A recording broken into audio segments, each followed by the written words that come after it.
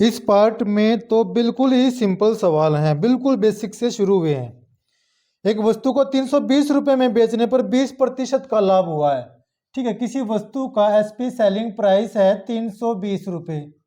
ठीक है, सीपीयूस ने हमसे पूछ लिया क्रय मूल्य ज्ञात करना, 20 रुपए का उसको फायदा हो गया। ठीक है, तो इसमें से अगर हम 20 माइनस करते हैं तो हमें सीपी क्रय मूल्य मिल जाता है।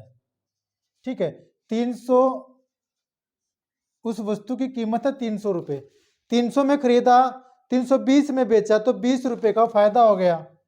ठीक है, और सवाल में पूछा था कि उसका क्रय मूल्य क्या है।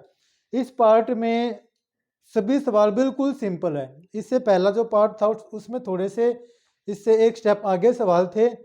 तो अभी फिलहाल इस टाइप में हम बिल्कुल सिंपल सवालों को ही सोल्व करेंगे ताकि जो बच्चे बेसिक से शुरू कर रहे हैं उनको सीखने में मदद मिले। नेक्स्ट,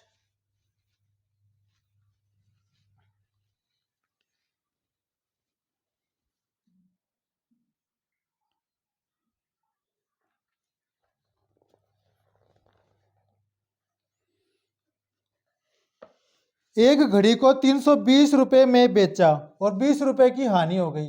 सेलिंग प्राइस है 320 रुपए, 20% का उसको लॉस हो गया।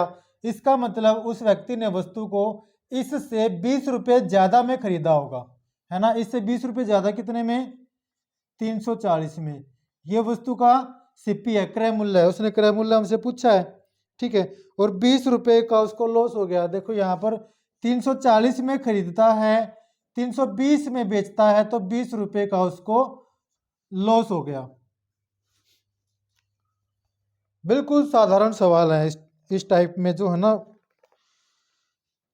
चलो कोई बात नहीं, साधारण सवालों को ही करते हैं। नेक्स्ट,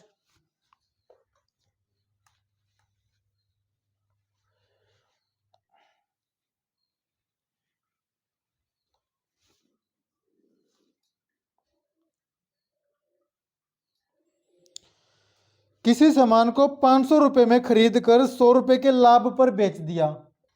ठीक है, उसको 500 रुपए में खरीदा और 100 के लाभ पर बेच दिया तो हमें एसपी मिल जाएगा, है ना। एसपी हमारे पास 600 आ जाता है, 500 प्लस 100 600। ये मैंने पहले बताया हुआ है बिल्कुल शुरू में, जब मैंने प्रॉफिट एंड लॉस का कंसेप्ट वीडियो जो बनाई थी उसमें। अगर हम एसपी में से सीपी माइनस करेंगे तो इसका मतलब हमें जो है प्रॉफिट हो रहा है। ठीक है, सीपी कम है, एसपी ज्यादा है तो प्रॉफिट हो रहा है। सीपी में से एसपी माइनस करेंगे तो हमें लॉस हो रहा है। जहां सीपी ज्यादा हो एसपी कम हो तो हमें लॉस होता है। यहां पर 600 में मिल गया। अगर सीपी में अगर हम प्रॉफिट को जोड़ दें तो हमें एसपी मिल जाता है। ठीक है, सीपी में से अगर हम लॉस को घटा दें तो हमें एसपी मिल जाता है। एसपी में से अगर हम प्रॉफिट को घटा दें तो हमें सीपी मिल जाता है। ठीक है, ऐसे ही अगर हम एसपी में लॉस को जोड़ दें तो हमें सीपी मिल जाता है। ठीक है, ये जो अभी जो सवाल चल रहे हैं वो इसी पर बेस्ड है सारे। नेक्स्ट,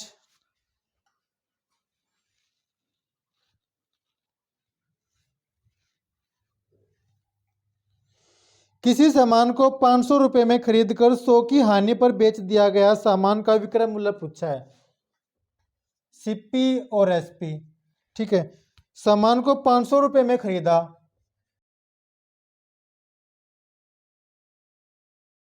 100 का उसको नुकसान हो गया तो सीधी सी बात है उसको 400 रुपए में बेचा है। ठीक है, 500 में खरीदा, 400 में बेच दिया, ये हमारा आंसर आ जाएगा। वस्तु का विक्रय मूल्य, सेलिंग प्राइस पूछा था, ये आ गया। अगर ऐसे करना हो तो हमारे पास सीपी है, सीपी में से जो है लॉस को माइनस करेंगे। ठीक है, लॉस हमारे पास 100 है, आंसर हमारा आ जाएगा 400।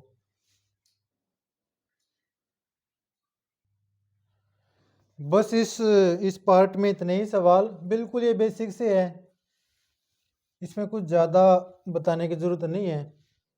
ये तो एक सिंपल सी बात है कि ज़्यादा में खरीद कर कम में बेचेंगे तो लॉस होगा, और कम में खरीद कर ज़्यादा में बेचेंगे तो हमें फायदा होगा।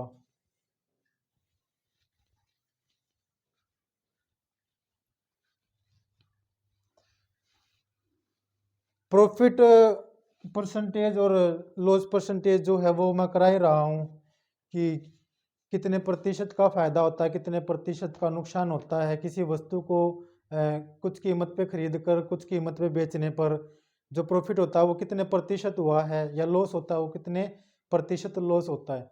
ये मैं करा ही रहा हूँ। अगले पार्ट में हम इसी बात पर चर्चा करेंगे।